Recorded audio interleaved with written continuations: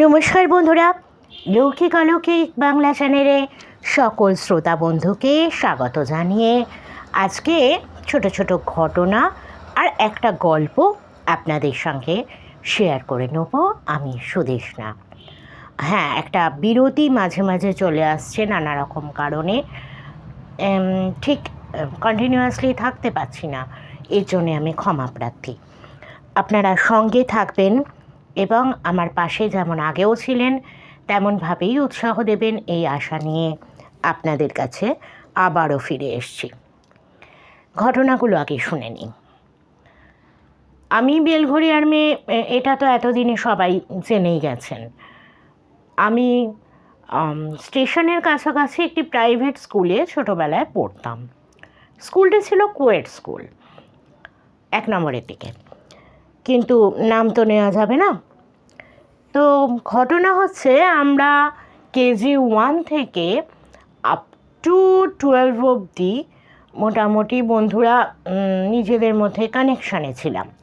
তো যেহেতু coed school আর আমাদের স্কুলটাতে ক্লাস 4 পর্যন্ত ছিল, তারপর খুব স্বাভাবিক কারণেই আমরা একটু বড় হবার পর কাছাকাছি একটি গার্লস স্কুল এবং ছেলেরা বয়েজ স্কুলে ভর্তি হয়েছিল ম্যাক্সিমাম ক্ষেত্রে, এবং কিছু কিছু মেয়ে আবার অন্য স্কুলেও চলে গিয়েছিল। তো আমরা বেশ ভালোই ছিলাম বন্ধুরা, আর ছোটোবেলায় তো ভীষণ আনন্দ করতাম। আমি একটু গুন্ডা গোছের ছিলাম, মেয়েদের ওই নরম সরম ব্যাপার স্যাপার আমার মধ্যে খুব কমই ছিল। একটু মারপিট দাঙ্গা, ছেলেদের সঙ্গে ঘুষি মারামারি, একটু পাঞ্জা লড়া, এইরকম স্বভাবটা ছিল চাপা চাপা। কিন্তু সবাই কিন্তু চট করে দেখে বুঝতো না, ভাবতো আমি খুব শান্ত। আমি কিন্তু মনে মনে জানতাম আমি কত শান্ত, কত ল্যাজ বিশিষ্ট, শান্তশিষ্ট। তো এরকমই আমার একটা বন্ধু ছিল, ওর নামই ছিল শান্ত। পুরো নামটা বললাম না, কারণ বাড়িতে অনেকেই শুনবেন, দুঃখ পাবেন। তো শান্ত আর একটা বন্ধু ছিল, আমরা 3 জনে মোটামুটি অনেক সময় ক্লাসে পাশাপাশি বসতাম। তো এরকমও হয়েছে যে শান্তর থেকে, মানে আমি একটা মেল ক্যারেক্টার প্লে করছি, শান্তর থেকে ধুতি নিয়েছি, আরেকটি বন্ধুর কাছ থেকে পাঞ্জাবি নিয়েছি। সকালবেলা আমাদের স্কুল থেকে প্রসেশন বেরোতো পয়লা বৈশাখে, তো এরকম আমরা নানা রকম সেজে গুজে বেরোতাম। তো অনেক দিন হলো শান্তর কোনো খোঁজ খবর পাচ্ছিলাম না। আমাদের গার্লস স্কুলের বেশ কয়েকজন বান্ধবীর সাথেও আমার যোগাযোগটা ছিল, এমনকি আমরা সমাজ মাধ্যমে ফেসবুক হোয়াটসঅ্যাপেও কানেক্টেড। তো একদিন হঠাৎ কি মনে হলো, ফেসবুকে তো আমি মোটামুটি কাজের পারপাসেই থাকি, হ্যাঁ বন্ধুবান্ধবও অনেকেই আছেন আমার সঙ্গে কানেক্টেড, কিন্তু মেনলি কাজের জন্যই ফেসবুকে থাকা, গল্প খুব একটা হয় না কারোর সাথে। তো একদিন কি হলো, হঠাৎ মনে হলো শান্তর অনেক দিন কোনো খোঁজ খবর নেই, ওকে একটা ফ্রেন্ড রিকোয়েস্ট পাঠাই, কারণ আমার লিস্টে ছিল না, ফ্রেন্ড লিস্টে ছিল না। তো আমি খুঁজে পেতে শান্তর প্রোফাইলটা পেলাম, শান্তকে একটা ফ্রেন্ড রিকোয়েস্ট পাঠালাম, ভালো কথা। এবং তারপরের দিন নানা কাজের মধ্যে ব্যস্ত ছিলাম। হঠাৎ আমাদেরই স্কুলের এক বান্ধবী আমাকে ফোন করলে বলল, খবরটা জানিস না? কি খবর?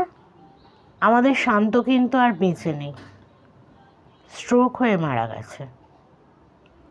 আমি আকাশ থেকে পড়লাম। হয়তো ঘটনাটা খুবই কাকতালীয়, কিন্তু আমার কাছে ব্যাপারটা যেন কিছুটা অলৌকিক, কারণ আমি কদিন ধরে ভীষণভাবে শান্তর কথাই ভাবছিলাম। এমনকি এরকমও আমি স্বপ্ন দেখেছি যে শান্ত কিছু একটা থেকে যেন পড়ে যাচ্ছে, কিন্তু ও যে স্ট্রোক হয়েছে, মারা গেছে, এসব খবর তো আমি জানতাম না। তো এবং ছোটোবেলার বন্ধু সব আমরা একসাথে ভাই বোনের মতো বড় হয়েছি, ভীষণ যোগাযোগের মধ্যে থাকতাম, মাঝখানে অনেকগুলো দিন যে যার কাজে ব্যস্ত থাকতাম। আমি আকাশ থেকে পড়লাম, কি হয়েছে, ব্যাপারটা কি, ওর কী হয়েছিল, হঠাৎ স্ট্রোক কেন? তখন আমার সেই বান্ধবী জানালো, আসলে শান্ত খুব পাহাড় ভালোবাসতো, পাহাড়ে যেত, ট্রেকিং করতো। কিন্তু শান্ত ভীষণ চাপা স্বভাবের ছিল এবং ওর ভেতরে ভেতর নাকি প্রেশার সাংঘাতিক হাই ছিল। কোনো দিন কাউকে কিছু বলেনি এবং ওষুধও ঠিকঠাক খেত না। এগুলো আমার বান্ধবী জেনেছে ওদের বাড়িতে। কাছাকাছি বাড়ি ছিল, ও চলে গিয়েছিল, সেই সময় ও ওইখানেই ছিল, মানে ওর যেটা পিতৃভিটে। এমনই এক পাহাড়ে বেড়াতে গিয়ে শান্ত অনেকটা হাই অল্টিটিউডে উঠে যায় এবং শ্বাসকষ্ট হয়, প্রচণ্ড কষ্ট হচ্ছিল। নিচে নেমে আসার পরেও বাড়িতে গিয়ে অসুস্থ হয়ে পড়ে এবং হঠাৎ করেই স্ট্রোক হয়ে মারা যায়। শুনে মনটা ভীষণ ভারাক্রান্ত হয়ে গেল। তারপর বেশ কিছুদিন কেটে গেল। এরপর আমার একটা ছোট অপারেশন হবার কথা ছিল, অ্যাপেন্ডিসাইটিস। না, অত লুকোছাপার কিছু নেই। তো এটা বলছি আরও আগের ঘটনা, শান্তরও আগের ঘটনা। একজনের ঘটনা বলতে গিয়ে আর একজনের ঘটনা মনে পড়ল। সেও আমাদের খুব প্রিয় একটা বান্ধবী। ভালো নামটা নিচ্ছি না, ডাক নামটা নিচ্ছি। ওর ডাক নাম ছিল পুতুল। পুতুলের মতোই ছোটো খাটো গোলগাল আর ভীষণ ফর্সা। কিন্তু পুতুলের যে স্বভাবটার জন্য বিখ্যাত ছিল ক্লাসের মধ্যে, ও খেতে প্রচণ্ড ভালোবাসত। ভালো কথা, সে অনেকেই খায়, কিন্তু তখন আমি যন্ত্রণায় কষ্টে আধেক সময় খেতে পারতাম না। পেটে একটা সবসময় চাপা যন্ত্রণা, গা গোলাতো, খুব কষ্ট হতো। আমাদেরই আর একটা বান্ধবী ছিল, ওর নামটা অপু। ভালো নামটা পুরোটা বলছি না, ওকে আমি অপু বলেই ডাকতাম। অপু আমাদের থেকে অনেকটা লম্বা চওড়া ছিল এবং সব থেকে ভালো যেটা লাগতো, অপুর বয়স্কার চুল, পাখির পালকের মতন পেছনটা যেন দুদিক থেকে ডানাটা এসে মিশেছে, এত অপূর্ব লাগতো আমার। তো অপুকে আমি খুব ভালোবাসতাম, ওর পাশেই বসতাম এবং অপু খুব ভালো ভালো টিফিন নিয়ে আসতো। একদিন অপু আমাকে বলল, আসলে ওর আলজিভটা একটু চেরা ছিল, একটু নাকে নাকে কথা বলতো, আমার ভীষণ ভালো লাগতো ওই গলাটা। একদিন ও আমাকে জিজ্ঞেস করলো, সিঙ্গারা খাবি, সিঙ্গারা? না রে, আমার পেট ব্যথা করছে।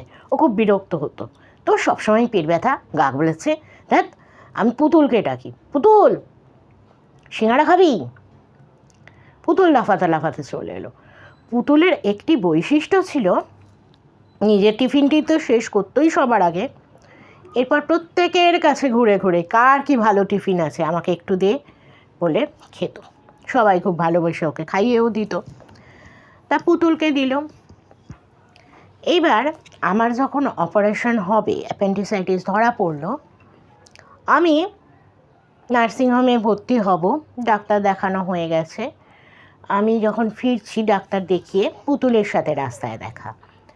ও স্কুলে একটা কাজে যাচ্ছিল, কোনো একটা কাজে যাচ্ছিল। তো আমাকে বললো, আমি একটু যাচ্ছি, পরে তোর সাথে কথা হবে। তুই কোথায় গেছিলি? বললাম, এই তো আমার অপারেশন হবে, ডাক্তার দেখিয়ে ফিরছি। বলে, তোর অপারেশন হবে? কী অপারেশন? বললাম, না না, অতখানি ভয়ের কিছু নেই, একটা মাইনর অপারেশন, অ্যাপেন্ডিসাইটিস। ও আচ্ছা, তাড়াতাড়ি সুস্থ হয়ে আয়, দেখা হবে। সেই আমার পুতুলের সাথে শেষ দেখা। এরপর অপারেশনের ডেট ঠিক হলো, নার্সিংহোমে ভর্তি হলাম।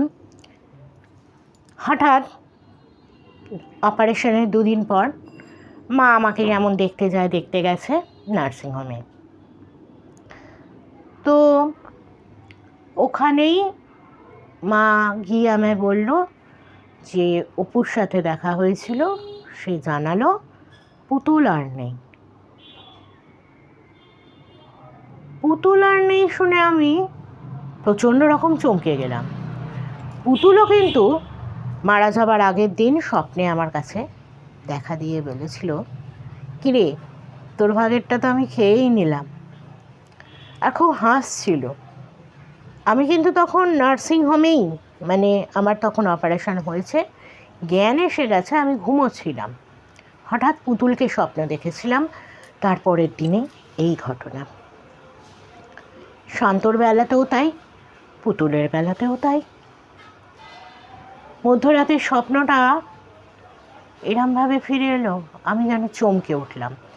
জানি না এগুলো সবই হয়তো কাকতালীয়, কিন্তু আমার কাছে ব্যাপারগুলো ভীষণ ভীষণ রকম অলৌকিক।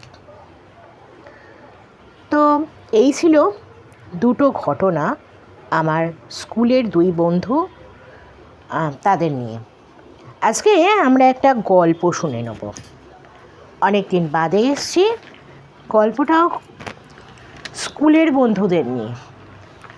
যেহেতু আজকে আমারও স্কুলের বন্ধুদের নিয়েই ঘটনাগুলো শোনালাম, কাকতালীয়ভাবে আমার কাছে গল্পও এসেছে স্কুলের বন্ধুদের নিয়ে। আমরা একটু শুনে নিই।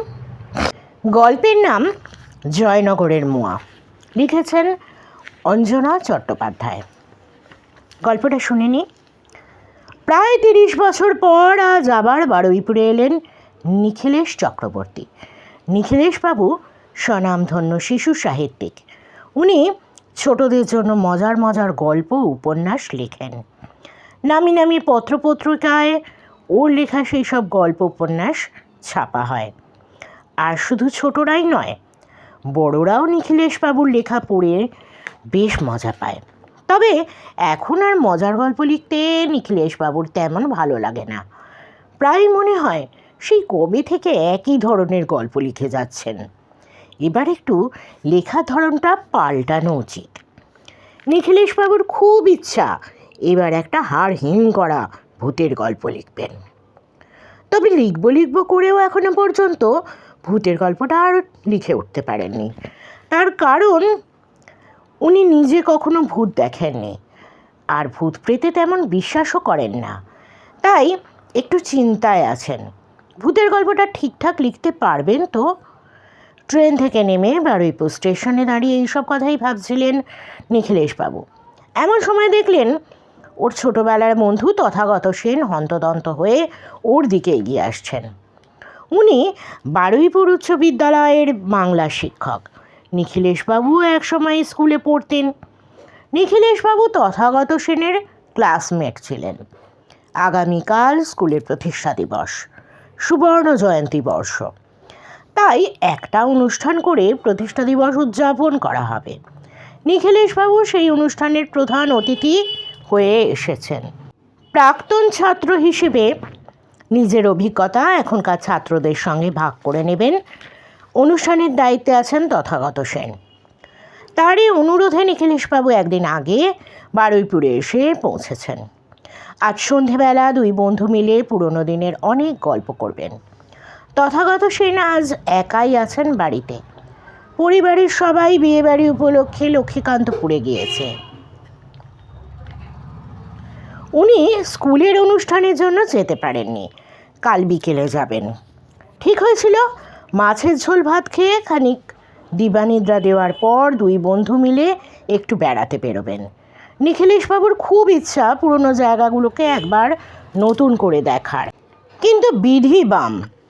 সেজে গুজে বেড়াতে বের হবেন এমন সময় স্কুলের দুজন শিক্ষক এসে হাজির। তথাগত সেনের সঙ্গে অনুষ্ঠানের ব্যাপারে আলোচনা করবেন। এখন শীতের শুরু, এই সময় মফস্বলে একটু তাড়াতাড়ি সন্ধে নামে। একেই সব কিছু পাল্টে গিয়েছে, তার উপর অন্ধকার হয়ে গেলে পুরনো জায়গাগুলোকে আর চেনাই যাবে না। তাই আর অপেক্ষা না করে নিখিলেশবাবু একাই বেরিয়ে পড়লেন। রাসমাঠ, আনন্দময়ী মায়ের মন্দির, চৈতন্যদেবের চরণ চিহ্ন রেখে যাওয়া মহাপ্রভুতলা দেখে নিখিলেশবাবু যখন সদাব্রত ঘাটের দিকে যাচ্ছেন তখন অন্ধকার নামতে শুরু করেছে। নীলু, এই নীলু! ডাক শুনে নিখিলেশবাবু পিছন ফিরে তাকালেন। নীলু নামে তো এখন আর কেউই ওকে ডাকে না। বারুইপুর স্কুলে পড়ার সময় বন্ধুরা এই নামে ডাকত। বিশু, তুই এখানে? নিখিলেশবাবু অবাক হয়ে দেখলেন আবছা অন্ধকারে ও স্কুলের বন্ধু বিশ্বনাথ দাঁড়িয়ে রয়েছে। এত বছর পরেও বিশ্বনাথের চেহারা খুব একটা পাল্টায়নি। তো একবার দেখেই নিখিলেশবাবু পুরনো বন্ধুকে চিনতে পেরেছেন। একগাল হেসে বিশু বলল, চল সেই আগের মতো ঘাটের ধারে গিয়ে বসি। নিখিলেশবাবু অন্ধকার নামার আগেই ফিরে যেতেন, কিন্তু এতদিন পর পুরনো বন্ধুর সঙ্গে দেখা, একটু গল্প গাছা না করলে চলে। তাই বিশুর সঙ্গে ঘাটের সিঁড়িতে বসে পড়লেন। এই জায়গাটা বেশ নির্জন, আশেপাশের কোনো মানুষজন নেই। নিখিলেশবাবুর গাটা একটু ছমছম করে উঠল। দুই বন্ধু মিলে বেশ খানিকক্ষণ গল্প করলেন।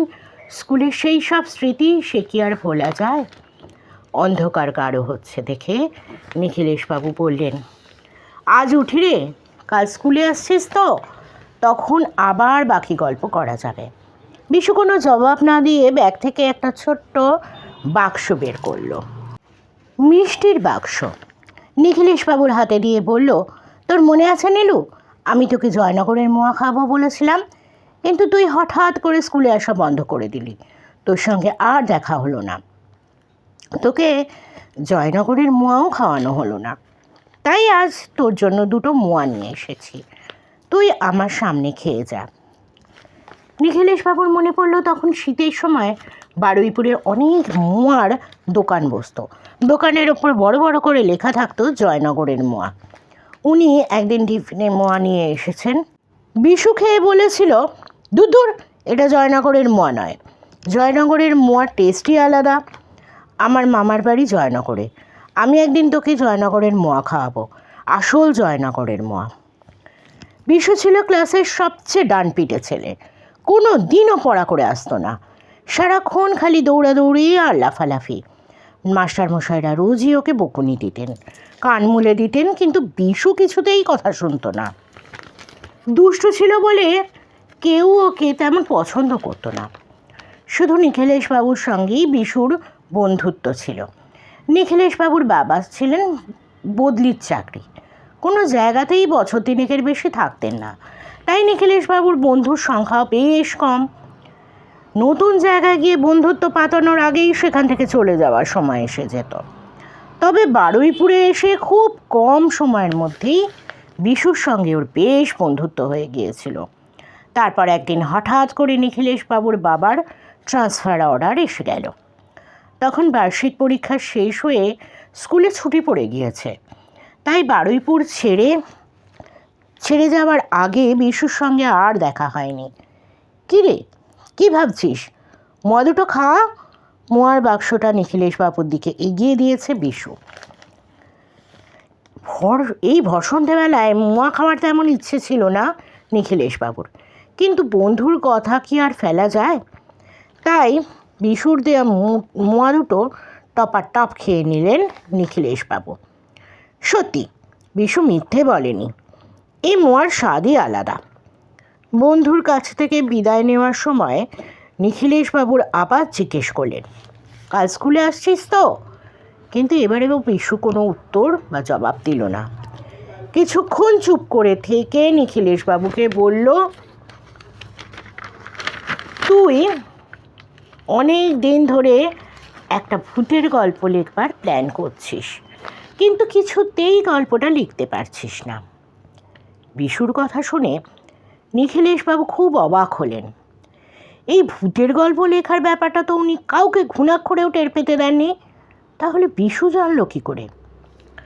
ভূতের গল্প লিখতে চাইছি কিন্তু লিখতে পারছি না, এটা তুই জানলি কী করে? আমি তো এই ব্যাপারে কাউকে কিছু বলিনি। নিখিলেশবাবুর প্রশ্নের উত্তরে বিশু বলল, আমি এমন অনেক কিছুই জানতে পারি যেটা অন্যরা পারে না।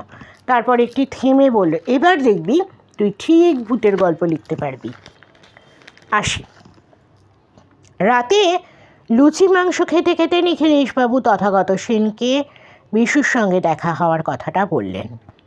কার সঙ্গে দেখা হয়েছে বললি? বিশু মানে আমাদের ক্লাসের বিশ্বনাথ। খাওয়া থামিয়ে পরপর তিনটি প্রশ্ন করল তথাগত সেন। নিখিলেশবাবু মাংসের টুকরোয় কামড় দিয়ে ঘাড় নেড়ে সম্মতি জানালেন। কিন্তু ওর সঙ্গে তোর দেখা হবে কি করে? ও তো... কিছু বলতে গিয়েও থেমে গেলেন তথাগত সেন। তারপর জিজ্ঞেস করলেন, তুই ঠিক দেখেছিস তো? হ্যাঁ, বিশুই ছিল, আমাকে জয়নগরের মোয়া খাওয়ালো। মোয়া খাওয়ালো?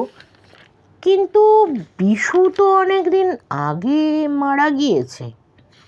মারা গিয়েছে? হ্যাঁ, তুই যে বছর বারুইপুর ছেড়ে চলে গেলি সেই বছরেই পরীক্ষার পর মামার বাড়িতে বেড়াতে গিয়েছিল। সেখানে ওর এক মামাতো ভাইয়ের সঙ্গে বাজি রেখে গাছে চড়ছিল। পা পিছলে পড়ে গিয়ে মাথায় আঘাত পায়। হসপিটালে নিয়ে যাওয়ার আগেই সব শেষ। তথাগত সেন ম্লান মুখে নিখিলেশবাবুর দিকে তাকালেন। নিখিলেশবাবুর মনে পড়ল চলে যাওয়ার সময় বিশু বলেছিল, এবার দেখবি তুই ঠিক ভূতের গল্প লিখতে পারছিস। বন্ধুরা, কেমন লাগলো অবশ্যই আমাকে কমেন্ট বক্সে কমেন্ট করে জানাবেন। সঙ্গে থাকতে, পরিবারের অংশ হতে সাবস্ক্রাইব করতে চ্যানেলটাকে ভুলবেন না। আর অল বাটনটা প্রেস করে দেবেন বেল আইকনে গিয়ে, তাহলে আমরা সমস্ত নোটিফিকেশন একসঙ্গে সবাই পেয়ে যাব। আর আমার সঙ্গে আমার পরিবারের অংশ হয়ে অবশ্যই থাকুন। আর বিশ্বাস অবিশ্বাসের ব্যাপারটা তো আপনাদের হাতে, জোর করে বিশ্বাস করানো যায় না। যাদের বিশ্বাস হয়নি তাদের বলবো গল্প হিসেবেই না হয় আমাদের পরিবারে থাকুন গল্প শুনবার জন্য। আর যাদের জীবনে এরকম ঘটেছে বা পরিচিত পরিজনদের জীবনে এরকম ঘটেছে, তারা প্লিজ আমার সঙ্গে এই ধরনের ঘটনা শেয়ার করবেন, বাকিরা যাতে এই ধরনের ঘটনা শুনতে পারেন। আমাকে গল্প ঘটনাগুলো লিখে পাঠাতে পারেন। মেল আইডি দিয়ে দেওয়া আছে ডেসক্রিপশন বক্সে, অথবা আমার হোয়াটসঅ্যাপ নাম্বারে ভয়েস রেকর্ড করে পাঠাতে পারেন।